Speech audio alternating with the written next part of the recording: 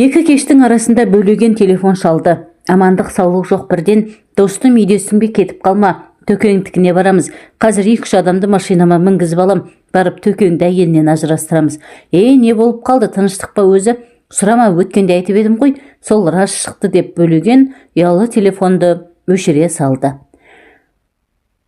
Біз кешкі асты енді ішіп болып еді. Қарсы алдымда отырған Марияш кім ол, не дейді? Не боп қапты деп сұрақтың астын алды.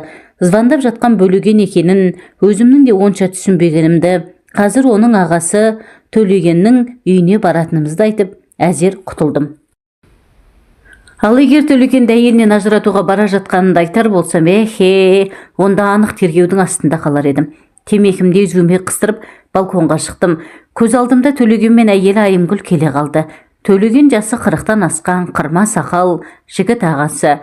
Бойы ортадан жоғары, қой көзді, қалың қасты, сидиған арық, мұрны қоңқиған ауыл қазағы. Өзі бір күлсе рахаттана күлетін, титтейде арамдығы жоқ аңқылдаған кісі. Міне, сол аңқылдаған мінезі үшін қалтарысы көп мына заманда таяқты жеп ақ келеді. 10 жылдық мектепті бітіріп әскерге барып келген соң әкесі марқұм тірі кезінде атастырып қойған Маржанға үйленді. Маржан үңкінің баласындай кірпігі жыпылықтаған қыз еді.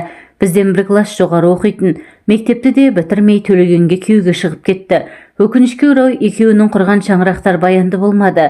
3-4 жылдан кейін ажырасты. Естуімше Маржанға басқа бір жігіт өлердей ғашық екен, қоймай жүріп ақыры бір баласымен алып қашып кетіпті. Сондықтан оларды ажырасты деуге де келмес. Ыза болған Төлеген әйелінің үйде қалған көйлек көншегін, төркініне келген көрпе жастығын қораның қақ ортасына жинап, от қойып өртейді де ертесіне Шымкент қайдасың деп тартып отырады. Бұл кезде біз інісі Бөлеген екеуміз институттың 2-ші курсында оқитынбыз. Жатақхананың комендантымен келісіп, Төлегенге орын алып бердік. Содан ол біраз күн жынсыз бақсыдай болып жүрді де, бұрынғыдай арқын-жарқын қалпына қайта түсті. Біздің институтта бір жігітке 5 қыздан келетін. Курстағы қыздардың арасында бір жұлымырлары болатын. Солар үйрене келе Төкеңді кезек-кезек қолтықтап алып, менің күйеуім дейтінді шығарды. Ондай кезде Төкеңнің екі беті дуылдап, қызарып шыға келетін. Уақыт өтіп жатты.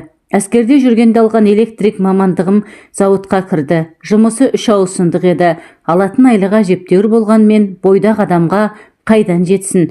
Көп замай жатақханаға да электрик болып орналасты. Тіпті арагідік біреулердің де жұмысын істеп беретін. Bir күні Бөлеген келді де екі өкпесін қолына алып, достым, айтшы, ана Төлегенге, ол жағызға жоламасын, оның қандай қыз екенін білесің ғой. Аңқаудың ақшасын сорып тауысатын болды. Мені қойшы, ауылда аузын ашып отырған анасына да көк тиын бере алмай жүр. Қуаяқ ол жағыздың есебін тауып, оған тиіп алуы да мүмкін. Өзің неге айтпайсың? Айта-айта шаршадым, түсінбейді, тура басын айналдырып қойғандай. Онда не істейміз? Мен сөйлесем ғой, бірақ сөзден ешнәрсе шықпаса қайтеміз. Одан да ол жағыздың аузынан қитып, Төкеңді Забираға үйлендіріп қояйық та.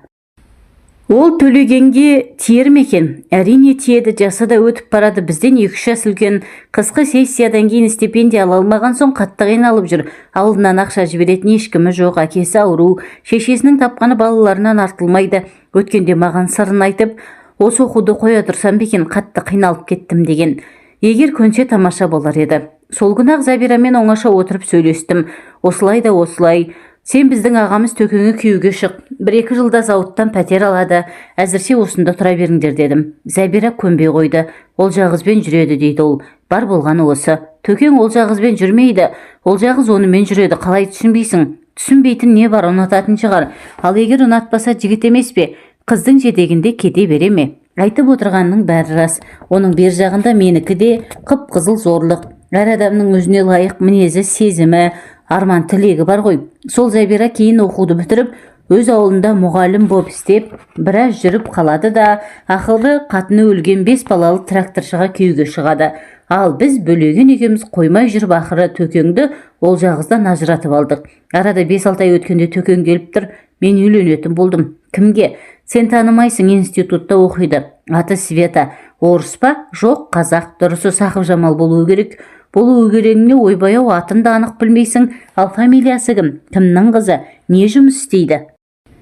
Төкең бірін білсе, бірін білмейді. Егер білмесеңіз, анығын мен айтайын. Ол келіншектің шын аты Сейпі Жамал. Сақып Жамал оның әпкесінің аты.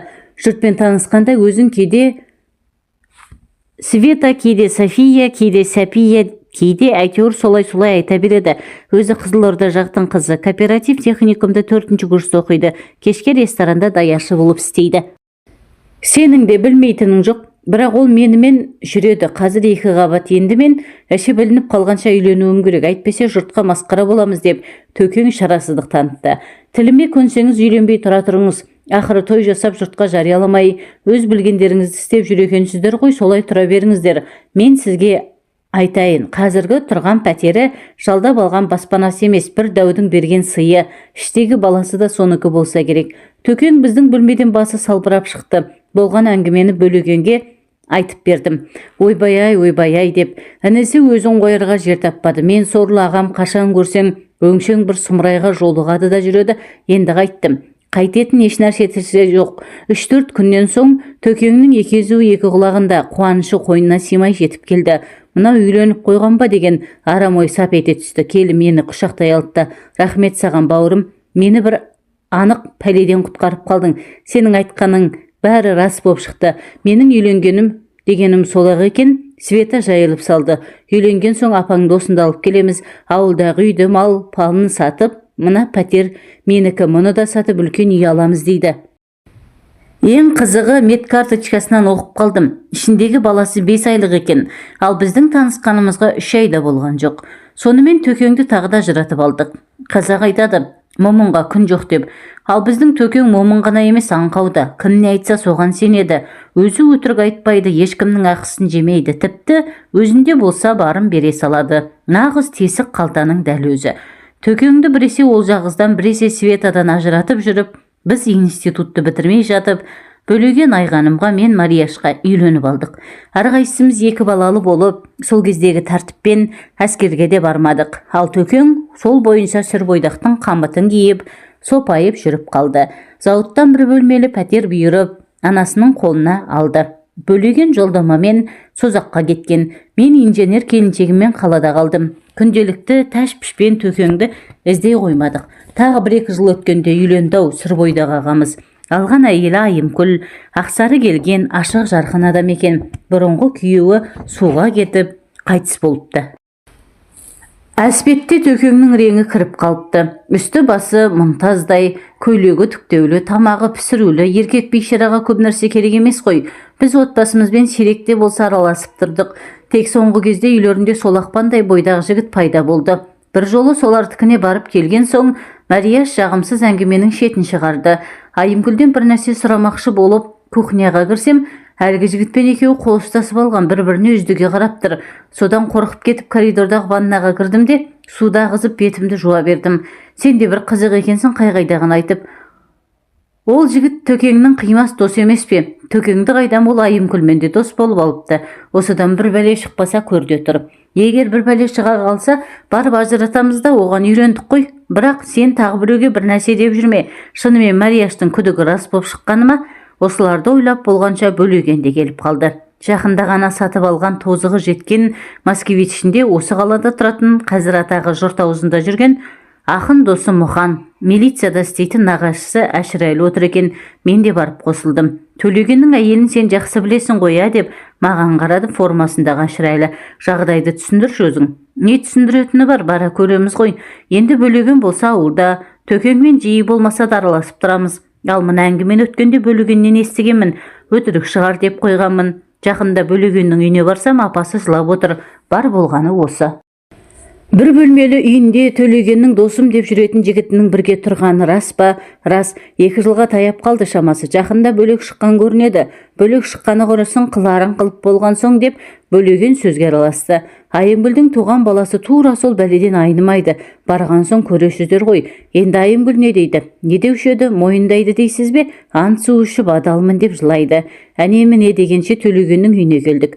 Әйелі де өзі де үйінде екен. Төкең аңқылдап, құшақтап, амандасып, бәрімізді төрге сүйреп әлек. Ал Айымкүл болса іші бір жағымсыз нәрсені сезгендей сазарып, бозарып шыға келді. Милиционер емес пе баяғы? Әшекең Шай ішіңіздер дегенде қаратпай Төлеген мен Айымгүлді алдына отырғызып қойып, сұрақтың астын алды. Ай Төлеген, әлгі жолдасым дегеніңнің аты кім еді? Ол саған қандай жолдас, үйінде қанша уақыт жүрді? Қазір қайда? Онымен баяғыда әскерде бірге служит еткенбіз. Аты Бағдат, өзі Түркістанның жігіті, әйелінен ажырап, жұмысы сандалып жүр екен. Зауытқа орналастырып пәтер тапқанша үйде жүре тұр деген едім. Сол 2 жылдай жүріп қалды ғой, жақында ғана пәтерге шықты. Сенмен бірісімен де істей ме? Жоқ, басқасымен де. Барлық жағдайын жасап беріпсіз ғой, 2 жақты жұмыс істесін деп.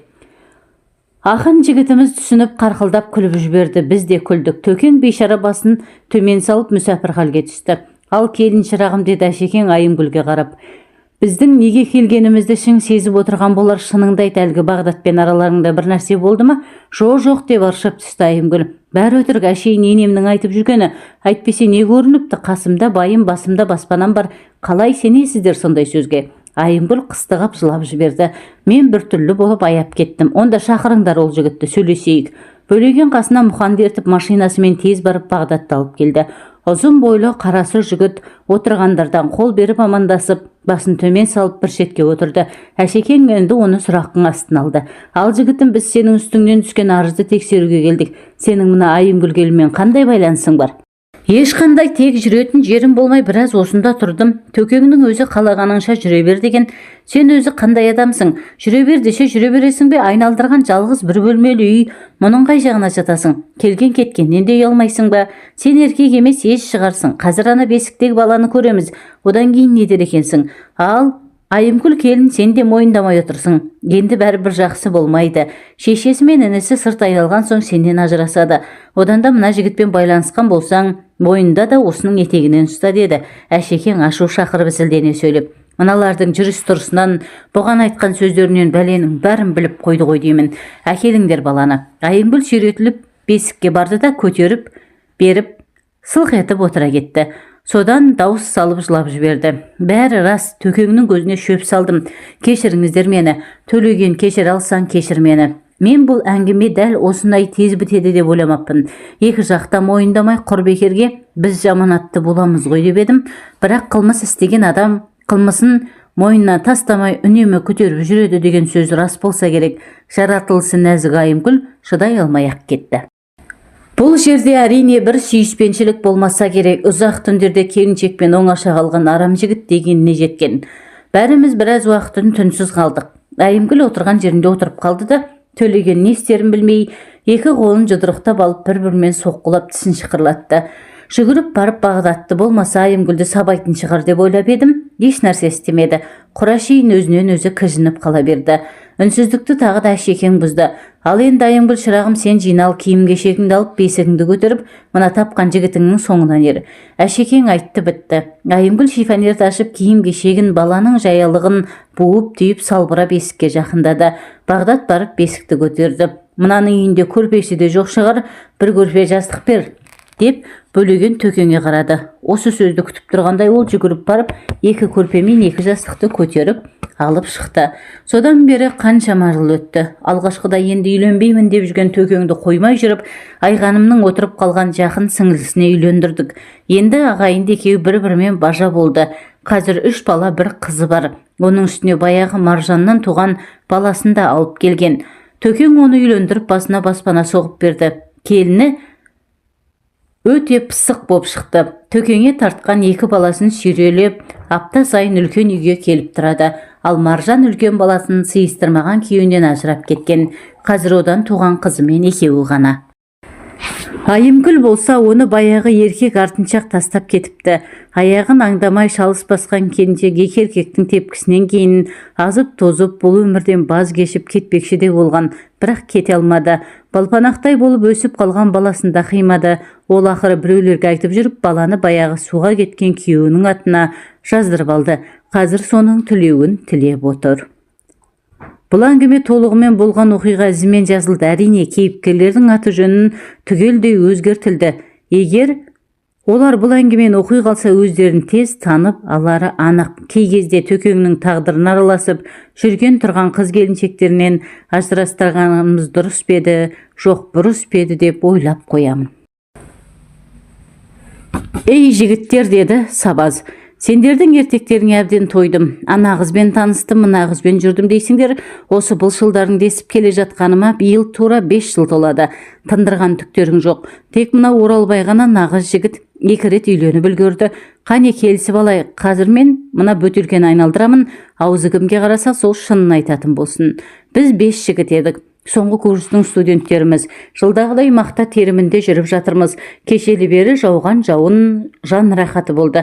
Көрпенің астына кіріп алып ұйықтадық ай келіп. Енді міне оңашаланып алып совхоздың қызыл виносын ермек қылып жатырмыз.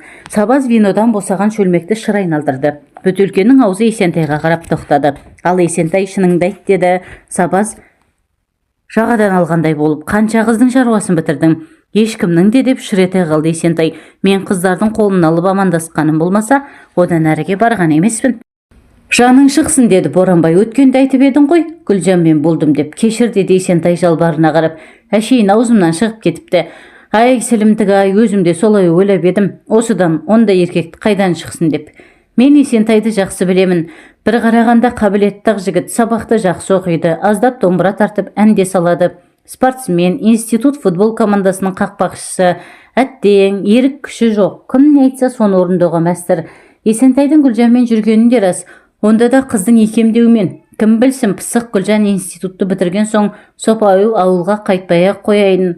Осы бір сыдырғы Есентайға тиіп алайын деді ме. Курстас құрбысының үйлену тойынан шығып, шүрегендей қылып жатын бөлмесіне алып келсе де, таң атқанға дейін түк бітірмепті ғой Есентай. Есентай, сен түсінікті болдың деп Сабаз бөтелкені алып қайта айналдырды. Кезек Оралбайға келді. Менің сырымды бәрін білесің ғой. Несін айтамын деп қашқақтады ол. Бірінші қатыныңды қалай алдың? Кейіннен неге қоя бердің, соныңды айт деп мәселені төтесінен қойды Сабаз. Айтсам, менің әке шешем кәрі кісілер ғой. Бұрынғы туған балалары бірінен кейін бір шетінеп, жалғыз өзімді әзер ұстап қалыпты. Жасым 18-ге толар-толмаста қойырды қоймай үйленуге көндірді. Сол бірінші курсты бітірген жылы жазда әперем деген қызын алмай өзім ұнататын Ақсұлуды алып қаштым ғой. Шындығында мен өзім емес, ауылда қалған ұрдажық құрдастарым көрші ауылдан алып қашып келді. Бірақ сүйдім деген Ақсұлуым көнбей қойсын. Ауылдың барлық қатындары жабылып, басына орамал сала алмады. Ақыры болмаған соң жеңгем, еркек болсаң әрекетіңді қыл деп құлағыма сыбырлап мені қыз отырған бөлмеге кіргізіп жіберді. Ақсұлу жаным деп қасына жақындап барып едім, қатты бір нәрсемен бетіме салып кеп жібергені көзімнің оты жарқ етті. Мұрнымда зақымданған болу керек, жылымшыған саулап қоя берді. Теріс айналып тұра жүгірдім. Сонымен не болды? Не болушы еді? Мұрнынан қан аққанды әзер тоқтаттым. Ақсұлуды үйіне апартқызып тастадым да сол түні әкем айтқан қызды алып келдім. Бірақ бірге тұра алмадық. Сендерге өтірік, мағансын тура тіреуліктерсің. Тұр десең тұрады, жат десең жатады. Не қылығы жоқ, не сөзі жоқ, мыңқ етпейді. Айналып келіп үндемей тірлігін істей береді. Тіпті ажырасқанда да ләм-мим демеді. Мына Сабаздың 2 қыз алды дегені осы. Жігіттер, сен қыз алмағансың, қуыршақ алғансың деп әбден күліп алды. Бір-бірден қырлы стаканды толтырып алып, тартып жібердік. Тағы бір шөлмек босады. Сабаз бөтелкені шыр айналдырып еді, енді аузы өзіне қарап қалды. Мен соңынан айтайын деп Сабаз бөтелкені маған ыңғайламақшы болды. Төрде отырған Боранбай гүр өтті. Қазір айтасың, жасызда бізден үлкенірек, кеуделі де келісті келген Боранбай біздің көшбасшымыз секілді. Төменгі курстың студенттерін есіктегі бөлмеге асырып тастап, бүгінгі оңаша отырысты ұйымдастырғанда сол. Біздің тұяғымыз да қимылдаған жоқ. Боранбай айтатындай інішектердің бірі вино, бірі шай әкеліп есікті сыртынан жауып шығып кеткен. Мен айтсам деп біраз ойланып қалды Сабаз. Өздеріңе талай айтқан Теңгегүл мен Баян туралы хикаялардың бәрі рас. Менен бір класс жоғары оқитын Теңгегүл маған махаббаттың қыр-сырын үйретіп, ақыры мектеп бітірген жылы әскерден келген жігітке күйеуге түйіп алды ғой. Ғашықтыққа елтіп қалған мен байғұс өзімді қойырға жер таппадым. Тіпті асылып өлмекші де болдым. Бірақ жан тәтті ме жоқ, сол жігітті өлтіруім керек деп өзіме серт бергендіктен бе әйтеуір әзірге дейін аман жүрмін ғой. Сабаз өзінің сөзіне өзі бір күліп алды. Ал Баян өзі жұдырықтай, өзі әдемі қылықты бәле еді ғой. Турасын айтсам, Баян Теңгегүлдің ағасының қызы еді. Алғашқыда менің хатымды Теңгегүлге тасып жүретін, кейіннен екеуміз жүріп кеттік. Мен осында 1-ші курсты бітірген жылы Алматыға барып оқуға түсті де, бір аспиранттың үйінен бірақ шықты. Ай Сабаз, өзің айтпақшы былшылдай бермей төтесіне көш деп күзілдеді Боранбай. Төтесіне көшсем, менің бетімді алғаш ашқан сол Теңгегүл болды. Мектепте жүргенде ме деп елең ете қалды Есентай. Жоқ, осыдан 2 жыл бұрын күздің күні еді. Советский көшесімен салып ұрып келе жатсам, менен көзін алмай Теңгегүл алдымнан шыға кесін күйеуге тигелі көрмеппін. Екеуміздің хикаямыз мектепке ғана емес, бүкіл ауылға аян болған еді. Оның бер жағында бізге ағайын болып келетін күйеуі қызғаншақ деп еститінмін. Не керек өкпелеген түр танытып Теңгегүлге бір ретте жолықпағанмын. Иә, жігіт қалың қалай деп жайраңдап амандасты ол. Қыз кезінде етсең деді, әжептәуір ысылыпты. Жағы сопайып, көзі бақырайып, солқылдақ келіншек болыпты. Екеуміз аттам жердегі саябаққа барып, ұзақ әңгімелестік. Сені сағындым деді ол. Қатты сағындым. Мектепте жүргенде біздің махаббатымыз жай әшейін ермек көрінетін. Мен сені әпкең сияқты жақсы көретінмін, бірақ кейін күйеуге шыққан соң қатты өкіндім. Теңгегүл мені сол күні кешке осындағы әпкесінің үйіне шақырды. Барсам 4 адамға лайықтап стол жасап қойыпты. Жездем мен әпкем жұмыстарынан кешігіп жатыр, келіп қалар деп дастархан басына шақырды. Тамақ жедік, бөтелкелерді алып коньяк іштік. Патефонға пластина қойып екеуден екеу биледік. Ақыры ешкімнің де келмейтіні анық болды. Теңгегүл мені төсекке қарай жетеледі. Қарсыласқаным жоқ. Сол күні таң атқанша өң мен түстің арасындағыдай күй кештім. Теңгегүл бірде ыңырсып, бірде қыстыға жылап, құшақтап сүйіп, есімнен тандырды. Мен өзімнің не істеп не қойғанымды білмедім. Таң ата ұйықтап кетіппін. Түс қайтқанда әзер ояндық. Зәр қыстап кеткен екен. Жуынып шайынып дастархан басына қайтарылдық. Сен бала жігіт болып қалыпсың ғой деп сықылықтап күлді Теңгегүл. Менің қыздығым саған бұйырмаған еді, есесіне сен мені ауыздандырдым. Соңғыла Теңгегүл менің әлі ешкімнің етегін көтермегенімді қайдан біліп қойды екен. Орнымнан тұрып барып сүймекші болып едім, жолатпады. Жә жетер енді, осы тойғаныңа риза бол. Сағынып келіп едім, мауқым басылды. Сен менің алғашқы да соңғы махаббатым болып қала бересің. Мен ертең елге қайтамын. Іздеп әуре болма. Жоқ деп айқайлап жібердім. Мен сенен енді айырылмаймын. Мәңгі бақи бірге боламыз. Мен сені сүйемін, Теңгегүл. Имандай шыным. Сенсіз өмір сүре алмаймын. Мен жылап жібердім. Көзімнен жас парлап ақты. Жүгіріп барып Теңгегүлді құшақтап сүймекке тағы әрекеттендім. Тоқтат деп ашулы тіл қатты Теңгегүл. Мен сені жігіт болыпсың деп бекер айтыппын. Әлі бала екенсің, есіңді жи, мен біреудің басыбайлы қатынымын. Кімді алғаш көрсем, сонымен ағарамын. Теңгегүлдің діні қатты екенін бұрыннан білетінмін. Мына тірлігіне түсінбей қалдым. Әйел баласының қитұрқысы көп деуші еді әкем, рас екен. Не керек, басым салбырап жатақханаға қайттым. Сабаздың әңгімесінен кейін бәріміз үнсіз қалыппыз. Есентай құй деп әмір берді Боранбай. Қырлы стакандарды соғыстырып тағы ішіп алдық. Әй Сабаз, одан кейін не болды деп сұрады Оралбай. Ештеңе де болған жоқ, Теңгегүлді қайтып көрген емеспін. Іздеп бармақшы боп талай оқталдым, бірақ бара алмадым.